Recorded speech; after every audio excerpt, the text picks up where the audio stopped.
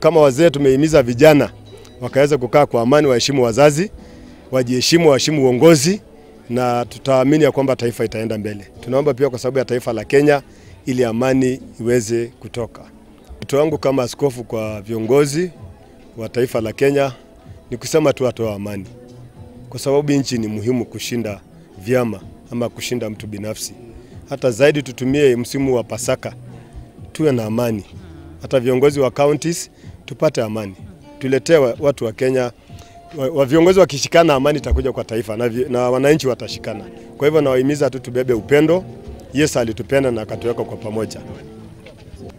Nataka tu kuambia kanisa ya kwamba sisi ndio chumvi ya dunia. Sisi ndio chumvi ya ulimwengu. Tuombee viongozi.